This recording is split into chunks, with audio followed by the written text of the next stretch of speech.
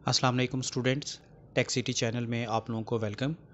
Student, आज के इस वीडियो में हम वीवो Y1s जो है इसको फ़्लैश करने का तरीका सीखेंगे।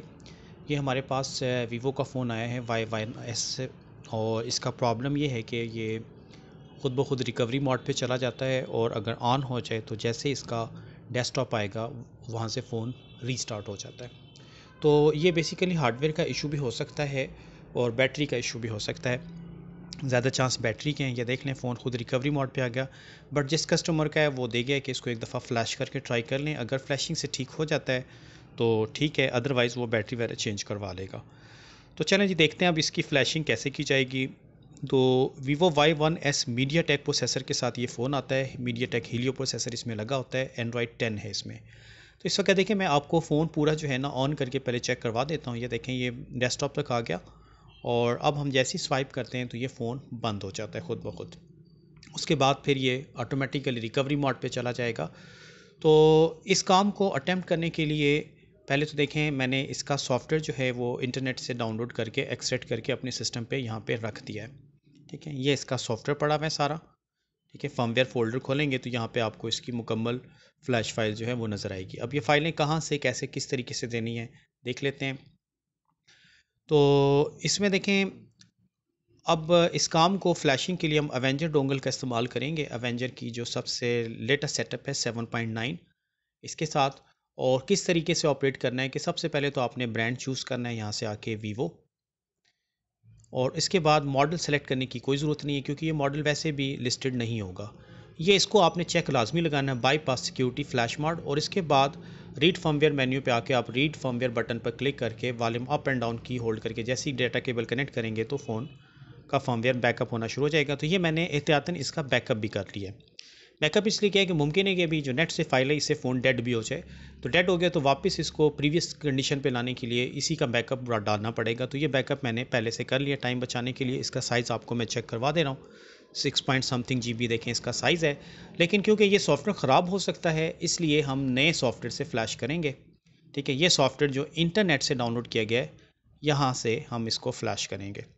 ठीक है, अब देखें फ्लैशिंग के लिए कौन सी फ़ाइल किस तरह से देनी है। ये इसका साइज़ भी देख लेते हैं। ये इसका साइज़ है जी, 8 पॉइंट समथिंग GB का सॉफ्टवेयर है ये।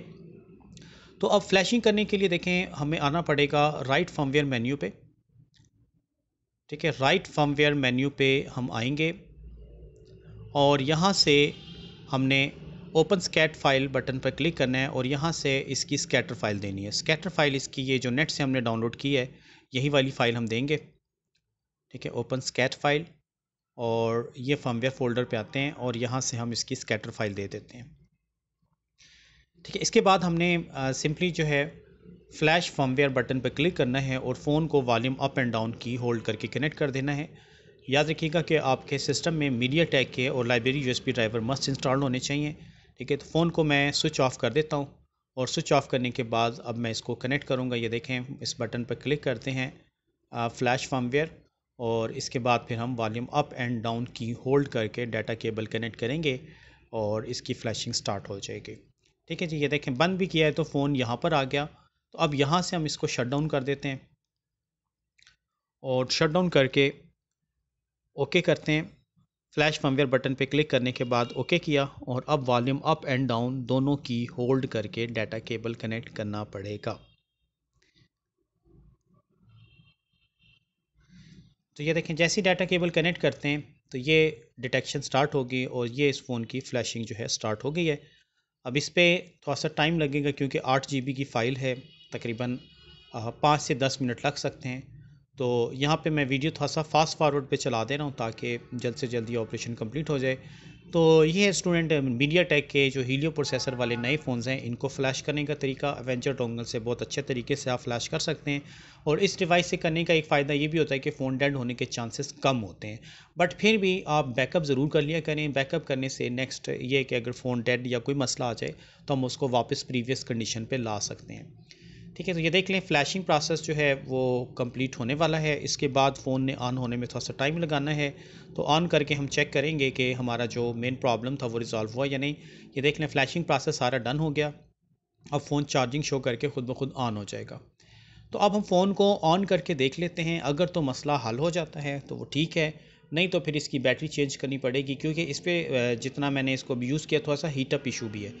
और इसमें अगर आपका फ़ोन फ़र्ज़ करें ये देख लें वापस रिकवरी मोड पे आ गया फ़ोन, और अगर लोगो स्टकिंग पे रहता है तो ये आपको नीचे देखें इंस्ट्रक्शंस में बता दिया गया है कि अगर फ़ोन लोगो स्टकिंग पे है तो एक दफ़ा फैक्ट्री रीसेट मेन्यू पे जाके फ़ोन को फैक्ट्री रीसेट करवा लें।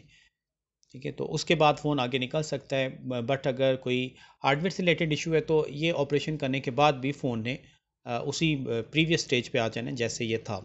तो चलें ये देख लें फ़ोन रिकवरी मोड पे आ गया, इसको अब हम शट डाउन करवाते हैं। शट डाउन करवा के एक दफ़ा फैक्ट्री रीसेट करवाते हैं। ठीक है, तो यहाँ पे ये देखें ये जेनरिक वाइप फैक्ट्री रीसेट, और ये है जी Vivo keep data reset method 2। Different options दिए गए हैं, तो पहला ऑप्शन हम चूज़ करके सेफ फ्लैश मोड पे फैक्ट्री रीसेट करते हैं तो ये फ़ोन हार्ड रीसेट हो गया एक दफ़ा। ठीक है, अगर कोई सॉफ्टवेयर में बग्स वगैरह हैं तो वो अब दूर हो जाएंगे और फ़ोन को अब तो प्रॉपरली ऑन होना चाहिए।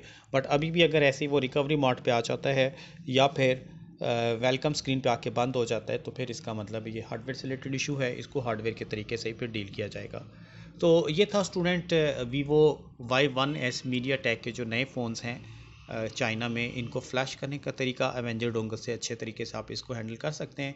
तो होप के बात आपकी समझ में आ गई होगी। तो इस वीडियो में इतना ही रखते हैं, नेक्स्ट वीडियो के साथ फिर इंशाल्लाह ताला हाजिर होऊंगा। तब तक के लिए अल्लाह हाफिज़।